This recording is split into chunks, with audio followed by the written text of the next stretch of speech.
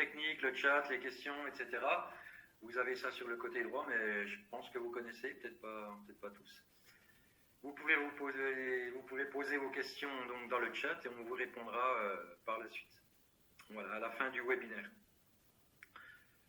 Alors, normalement, on a Elodie qui est en arrière-plan, qui va gérer tout ce qui peut être sondage, une partie technique. Et puis, on a Christophe qui, normalement, devrait être là. Mais... Ça y est, je suis là. Bonjour. Voilà qui est arrivé. Donc, voilà. Christophe, tu peux couper ton... Oui. Merci. Vous avez assisté peut-être aux différents webinaires, les 5 premiers webinaires qui présentaient la vue d'ensemble de la méthode et les différents autres webinaires sur la compréhension, encodage, situation d'écriture, étude de la langue. Aujourd'hui, donc, on est sur l'outil optionnel Lexiclic.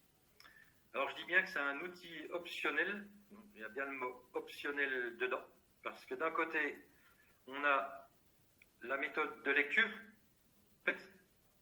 et puis, Christophe, tu vois bien l'écran ou pas? Oui, c'est bon? Parce que ça ne s'affiche pas très bien, moi. Donc, vous avez d'un côté la méthode de lecture, et puis vous avez de l'autre côté l'outil optionnel, l'appli Lexiclic. Alors, en fait, ils sont indépendants, mais on peut les associer l'un et l'autre, hein, puisqu'on les a envisagés avec une certaine cohérence pour qu'ils puissent fonctionner ensemble. Et d'ailleurs, dans le guide PEDA, vous allez retrouver les éléments nécessaires si l'enseignant utilise l'appli Lexiclic dans sa classe. Voilà. Mais il faut bien garder à l'esprit que c'est deux choses différentes.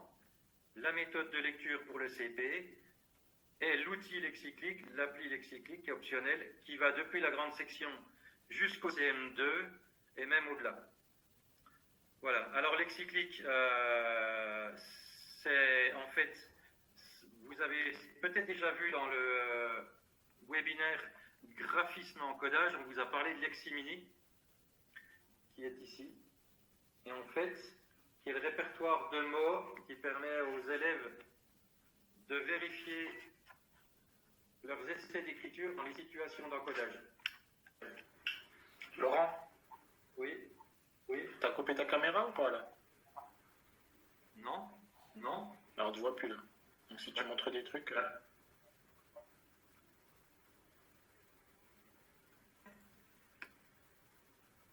Ça y est, on te revoit. Ok, je sais pas ce qu'il y a eu. Donc je parlais de Leximini en fait, le répertoire que vous retrouvez à la fin du livre de lecture et qui permet aux élèves de valider leurs essais d'écriture dans les situations d'encodage. Et en fait, l'appli Lexiclic, c'est le prolongement numérique de... Ah, ok, on voit, c'est bon. C'est le prolongement numérique de Leximini. Voilà. Donc, Lexiclic comme Leximini, ça a pour but de faire écrire les élèves avec la bonne orthographe depuis le début du CP. Et de pouvoir corriger leurs essais d'écriture dans la même unité de temps, comme c'est préconisé par la recherche. J'écris juste, je mémorise juste, et donc, je lis d'autant mieux. Alors, l'appli Lexiclic, c'est quoi? C'est un clavier phonétique. Alors, on va tout de suite partager l'écran. Là, je vais disparaître. Hein. Je vais disparaître un petit peu. Vous allez... Mince. Vous allez juste voir l'écran de l'appli et puis le partage que je vais faire. Donc là, vous ne me verrez plus. Vous ne verrez que l'application. Voilà. Donc, je vais partager mon écran cette fois. Là, j'ai un petit problème.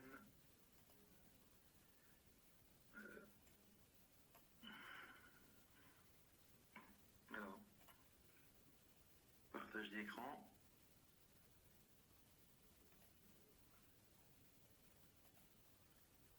Écran entier. Autorisé. Alors, Christophe, si tu m'entends, si c'est possible que tu rallumes ton micro pour me dire si vous avez bien mon partage. C'est bon? Ouais. Ok. D'accord. Alors là, je vais vous présenter les fonctionnalités de l'application. Voilà. Alors, là, vous avez devant vous le clavier de l'appli Lexiclic. Voilà. On a des illustrations avec des touches qui sont les mêmes qu'en fait sur Leximini, le petit répertoire dont on a parlé juste avant, qui sont aussi les mêmes que les affichages de classe, de classe dans la méthode de lecture, et qui sont aussi les mêmes que les référents dans la méthode de lecture Métallo. On a Lexiclic 1 ici qui a 6000 mots, c'est plutôt pour la grande section LCP, et on a Lexiclic 2 avec 18 000 mots, qui est plutôt à partir du CE1 jusqu'au CM2, voire au-delà. Et pour passer de l'un à l'autre, on va cliquer ici. Tout simplement. Donc on passe d'une base de 6 000 mots à une base de 18 000. Et comme vous pouvez le voir, on travaille donc avec un clavier avec une entrée phonétique. Ici on a les T, le P, les S, les F, les A, etc. Le CH, le OU, le 1 et le 1. Alors, je vais parler de ces touches en bas qui peuvent avoir des sons proches comme les E et les E, parce qu'on peut parler de vélo ou de vélo en fonction des régions. On a tenu en fait compte des différentes prononciations régionales. Et ces touches doubles en bas aussi, elles peuvent indiquer une double valeur d'une lettre, comme le X qui peut sonner X, comme dans taxi, ou X, comme dans xylophone. Ces touches, en fait, on a voulu un clavier ergonomique. Les touches les plus utilisées vont plutôt être au centre et vers le haut, les moins utilisées plutôt sur les extérieurs et vers le bas, comme sur un clavier AZERTYOP. Sur le Lexiclic 1, qui est plutôt pour le CP et la grande section, vous voyez que vous avez un phonème qui est représenté par la graphie la plus courante. On travaille avec la régularité de la langue, comme on le fait pour la méthode de lecture. Par contre, quand on va sur Lexiclic 2, à partir du CE1, on va aussi présenter les graphies secondaires de chaque phonème. Mais on en reparlera un peu plus tard. Alors, le bandeau d'affichage ici, ça va permettre l'encodage à l'élève de voir la chaîne phonétique qu'il a encodée. Voilà. Et puis vous avez une flèche arrière. Si jamais l'élève fait une erreur, il peut revenir en arrière avec cette flèche. Donc, c'est simple. Quand je vais chercher un mot, j'encode des sons. Si je cherche le mot chat, je vais faire ch, chat. Imaginons que je me trompe et que je fasse ça. Donc, je peux prendre ma touche arrière. Chat. Là, si j'ai fini l'encodage, la touche drapeau ici va indiquer qu'il y a déjà une page avec des résultats. Je peux donc cliquer dessus. Et je vais trouver chat. Et ça va être pour tous les mots, comme ça. Si je cherche par exemple, parfois, je vais encoder p, pas, par, parf. Alors on peut monter à 4 clics. Dans quelques cas, le plus courant, c'est environ 85% des cas, vous trouvez le mot en 3 clics. Vous arrivez sur une page de résultats. Alors, je m'excuse, là, je suis sur la version administrative de notre application. Vous voyez, il y a modifié. Ce n'est pas la version que vous avez, vous, si jamais vous l'utilisez. Voilà. Donc ça, c'est un petit désagrément. Désolé, il y a un petit problème sur mon autre compte. Voilà. Donc, des étiquettes avec des couleurs différentes parce que des natures différentes. Les noms en vert, les adjectifs en jaune, les verbes en rouge et les invariables expressions en bleu. Si je cherche un autre mot, par exemple, comme moustique, moustique, mousse. Voilà, on va toujours à la même vitesse. En règle générale, en 5 ou 6 secondes, l'élève va trouver l'orthographe de son mot, dans quasiment tous les cas de figure. On a mis en fait tous les mots à égalité. Alors, on a des illustrations qui vont permettre, d'une part, de localiser le mot sur la page plus rapidement, qui vont aussi permettre de donner du vocabulaire aux élèves qui sont un petit peu plus curieux. Sur l'étiquette du verbe, vous avez, je ne retrouve plus mon curseur, l'infinitif du verbe, son participe passé, ainsi que les deux conjugaisons les plus courantes du présent. Si je clique sur cette étiquette verbe, je vais accéder à un conjugateur. Mais je vous en reparlerai tout à l'heure. C'est plutôt dans les cas de double niveau. Donc je vais reprendre moustique. Voilà.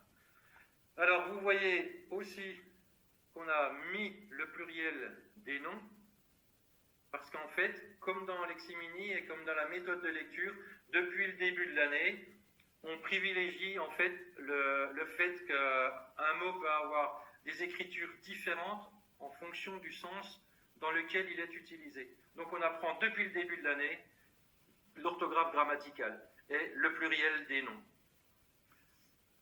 Un moustique, des moustiques. Et en fait, ça va modifier le sens. Si on se fait piquer par un moustique ou si on se fait piquer par des moustiques pendant la nuit, on ne passe pas tout à fait la même nuit.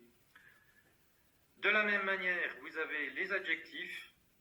On va retrouver deux écritures de l'adjectif quand les écritures au féminin et au masculin, et au féminin sont différentes. Par contre, si j'ai deux écritures équivalentes, par exemple comme féroce,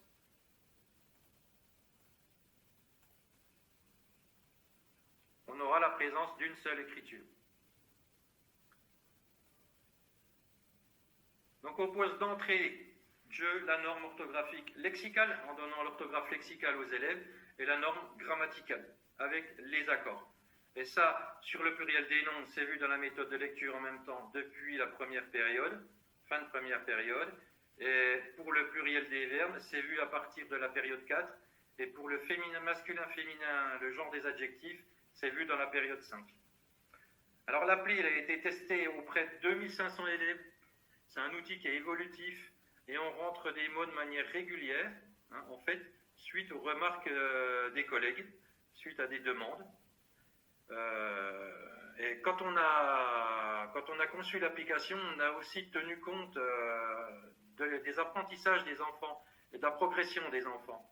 Exemple, si vous avez en CP un élève qui veut écrire le mot taxi, il n'est pas impossible, c'est possible que si vous êtes en début d'année, il va passer plutôt par ta, mais il ne passera certainement pas par là, par le tax. Il va certainement passer par tac. Et il va trouver son mot taxi. Par contre, s'il est plutôt en fin d'année ou s'il est en mode plus en mode expert, on peut dire comme ça, il va certainement passer par cette case, par le phonème ici. Et il va trouver son mot. De la même manière, si le Père Noël, il écrit le Père Noël passe par la cheminée, s'il écrit cheminée, il va encoder il va trouver la cheminée. Mais dans le département du Doubs, chez nous, le Père Noël, il passe plutôt par la cheminée. Et il va trouver l'orthographe de son mot. Le but, c'est qu'il trouve en autonomie et le plus rapidement possible l'orthographe de son mot. Alors après, on ne va pas accepter n'importe quoi. On entend parfois des enfants sur des erreurs de langage qui parlent de blouson. Donc s'il encode blouson, il va s'apercevoir qu'il a un problème. Donc il va certainement vous appeler et vous allez là avoir du temps pour régler des problèmes de langage. De la même manière, s'il écrit pantalon, parce que ça on l'entend aussi de temps en temps,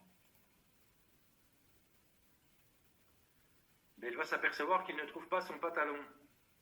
Donc il va certainement venir vers vous et puis demander une explication où il va pouvoir se corriger lui-même et puis faire des essais justement pour trouver son pantalon. C'est le cas de le dire. Voilà, donc la P, elle va vous donner du temps pour régler les problèmes de langage, pour travailler l'orthographe grammaticale et pour vous occuper des élèves à besoins particuliers. Alors, après, l'application, on l'a voulu évolutive et on a voulu que chaque enseignant, en fait, Calais a sa propre pédagogie. Alors, on a mis en place un système de personnalisation. Si je viens sur la languette ici, je vais pouvoir personnaliser l'appli. Alors, je clique ici. Je peux personnaliser Lexiclic 1, mais je peux aussi personnaliser Lexiclic 2. Vous avez vu tout à l'heure, vous aviez 2 couleurs de clavier. Ça permet, dans le cas d'un double niveau, par exemple, de savoir sur quel Lexiclic est l'élève, s'il est sur le 1 ou s'il est sur le 2. Et ça lui permet à lui de savoir s'il est sur le plus simple ou le plus compliqué. Donc on va aller personnaliser Lexiclic 1. Donc on peut personnaliser, le général c'est pour les couleurs de fond. Donc voilà. Le clavier. Donc sur le clavier, on va pouvoir personnaliser, je vous disais, la couleur du clavier. Ça permet à l'enfant de savoir s'il est sur la bonne version de Lexiclic. Mais aussi on peut ici venir modifier le clavier à l'intérieur. Je vous ai parlé tout à l'heure de la régularité de la langue. Comme la méthode de lecture, on travaille sur la régularité de la langue dès le début de l'année. Mais à un moment donné, au fil de la progression de votre classe, vous allez voir que par exemple, si vous travaillez sur le son F, vous allez voir qu'on peut avoir la graphie F avec un F, avec un PH ou avec 2 F. Donc vous allez pouvoir venir faire évoluer votre clavier et choisir la touche en fonction de la progression de votre classe. Vous voyez? Si par exemple, plus tard, je travaille sur le sens et que j'ai vu les différentes graphies, je peux venir choisir celle-ci ou celle-ci encore plus complète.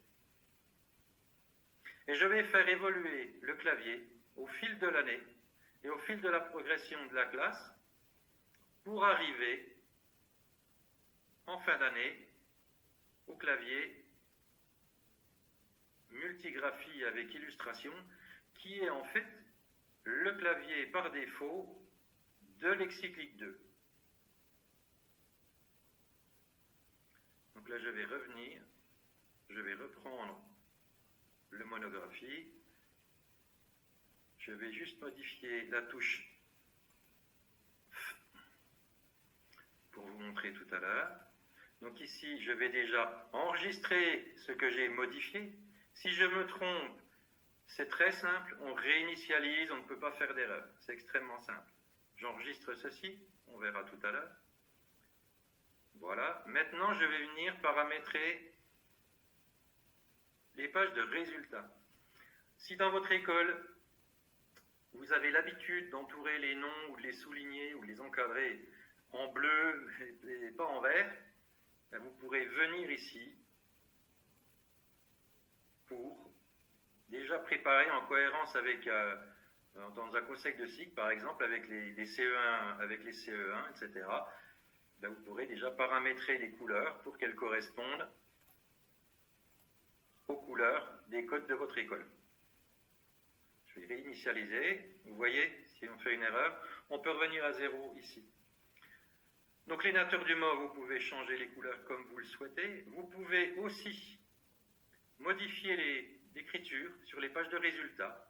Vous pouvez passer de l'écriture cursive à l'écriture script, à l'écriture capitale. Si vous préparez par exemple une séance de mots croisés en CP, en fin de CP, on s'aperçoit que souvent l'écriture bâton, elle disparaît assez rapidement pour eux. Vous pouvez venir préparer votre séance en paramétrant l'appli.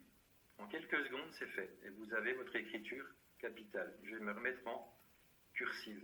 Et vous pouvez afficher ou non les illustrations pour les obliger à lire les étiquettes.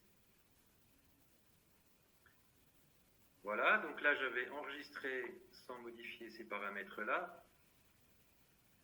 Dernier volet de paramétrage, le conjugueur. Je vous en ai parlé tout à l'heure. Donc le conjugueur, je suis resté en écriture script, erreur, cursive, pardon. Alors, le conjugaire. Donc, je vais le réinitialiser. J'ai un petit souci. Voilà. Je peux d'abord activer le conjugaire ou le désactiver. Cas d'un double niveau, les CP sont sur lexiclic 1, je vais désactiver le conjugaire. Et puis on va aller voir sur le lexiclic 2, paramétré pour le double niveau tout à l'heure. Donc on va désactiver pour eux. Donc on n'aura plus possibilité d'accéder au conjugaire. Le conjugaire, on peut le personnaliser en choisissant ces temps de l'indicatif. Donc ici, il est désactivé, donc je vais pouvoir les remettre comme ça. Vous pouvez choisir le présent, le futur, l'imparfait, etc., le mode impératif ou le conditionnel. Et puis vous pouvez même choisir les pronoms que vous voulez utiliser dans la conjugaison. Ceux qui ne seront pas cochés apparaîtront en débrillance. Donc là, je vais enregistrer. Voilà, je vais revenir au paramétrage. Je vais aller sur lexiclic 2. Et donc, je vais paramétrer le conjugaire, comme je vous le disais. Donc, supposons qu'au travail, alors si on est en CM, qu'au travail sur le récit, on peut garder uniquement imparfait, passé simple. Imaginons qu'on ait un CP CM2, que j'ai déjà vu. Donc, on peut garder uniquement imparfait, passé simple, ou on peut garder présent, futur. Allons-y, on va garder imparfait et passé simple. Je vais désactiver les autres.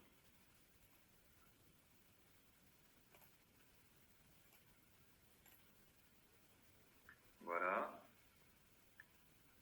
Donc j'ai imparfait passé simple. Je valide. Et puis, je vais venir enregistrer. Ah, j'ai oublié de préciser. Ici, vous avez en jaune le participe passé qui est en jaune parce que parfois un participe passé peut être utilisé comme adjectif. Et en fait, c'est le rappel de la couleur de l'adjectif sur les cases jaunes. Et ici, je vais venir donc dans ma conjugaison uniquement garder les il et les elle. J'enregistre. Donc maintenant, je vais retourner à l'application. Voilà.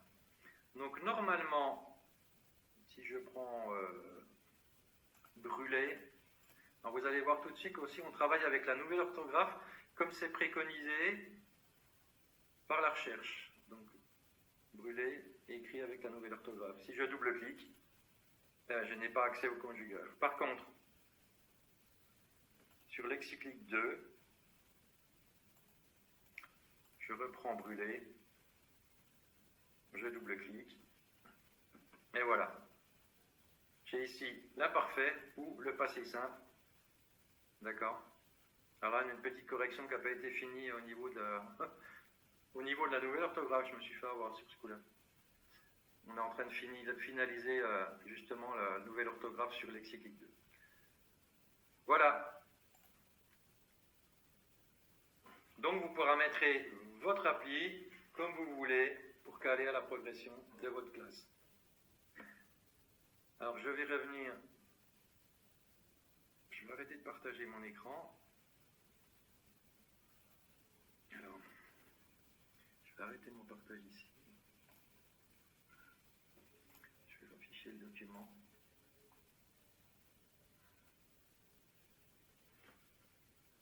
Ok. Alors, je vais replier ça que je vois. En classe, comment ça se passe? On a tous les cas de figure. On a d'abord, c'est une utilisation sur ordinateur en ligne ou bien sur tablette hors ligne. C'est-à-dire que sur tablette, une fois que c'est chargé, vous vous promenez où vous voulez, dans la classe que vous voulez avec, il n'y a aucun souci. Il faut juste approcher un Wi-Fi au moins une fois tous les 15 jours. Voilà. Donc après, en classe, on a un peu toutes les configurations.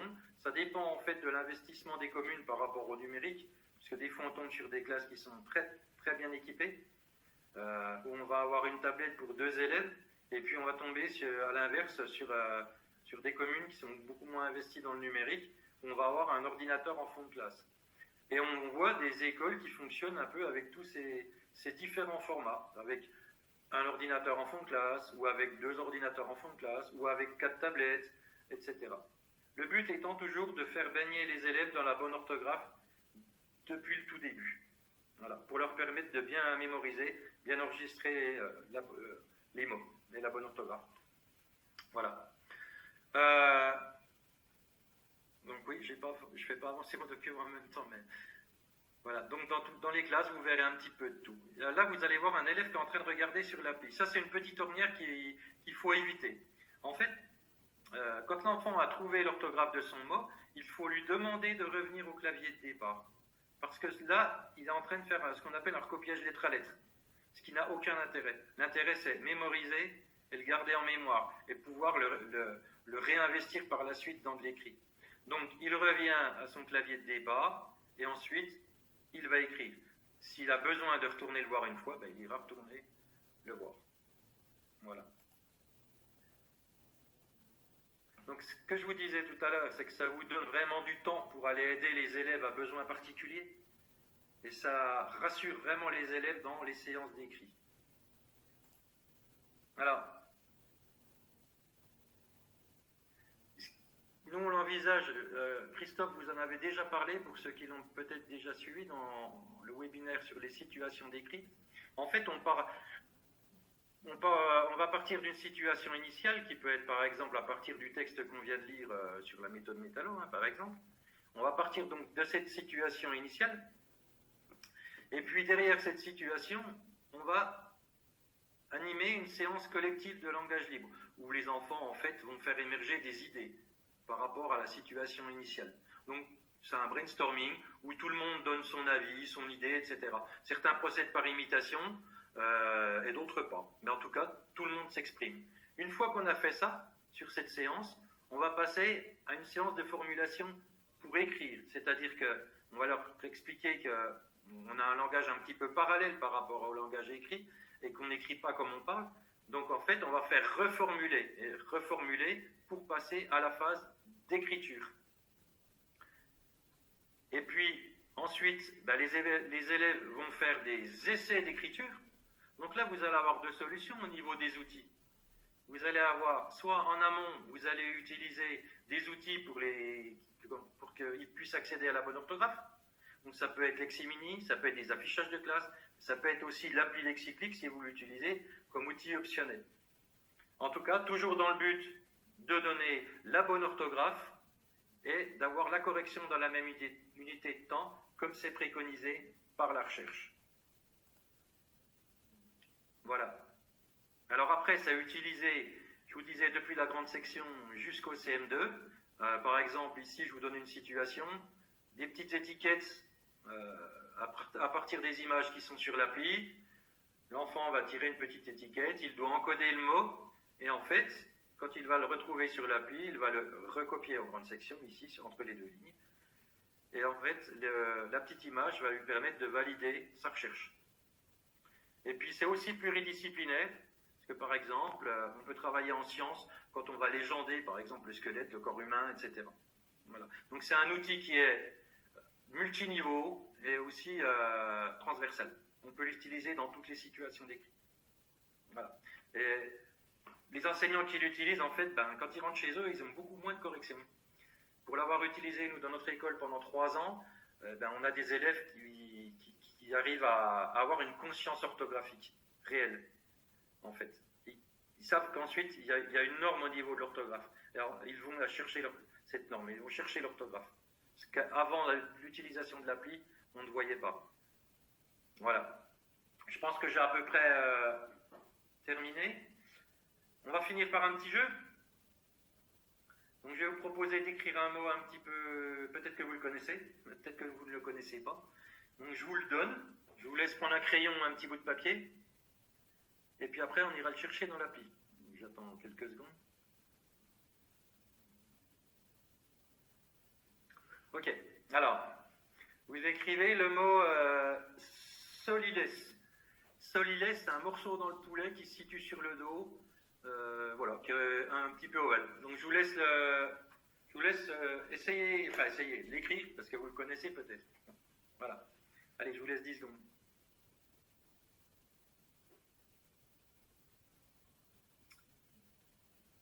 Ok. Alors maintenant, on va aller le chercher dans l'appli. Donc je repartage mon écran. Pardon, je me suis trompé. Ok. Le partage d'écran ne se fait pas, j'ai l'impression. Christophe, si tu m'entends, est-ce que tu peux me dire si mon partage... est-ce que tu peux rouvrir ton micro et me dire si c'est bon? Non, il n'y a pas de partage. Ah ouais, c'est bien ce qu'il me dit. Parce qu'il me marque partage, mais il me met stoppé mon partage. Donc je vais... Ah, c'est bon.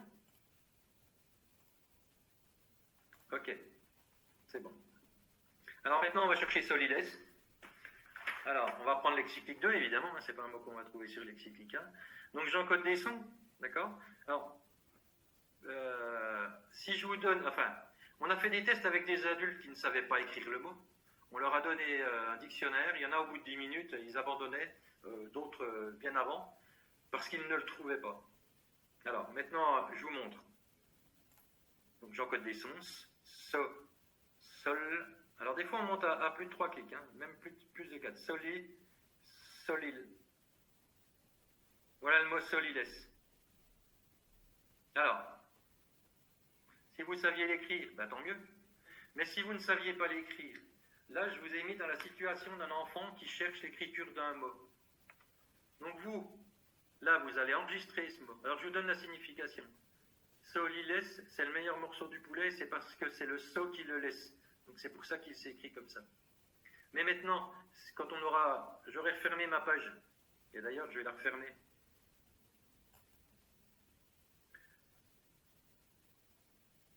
Eh bien, demain, ou dans 6 mois, ou même plus, là vous me direz, ah oui, Soliles, c'est S-O-T, L''Y, L-A-I, etc.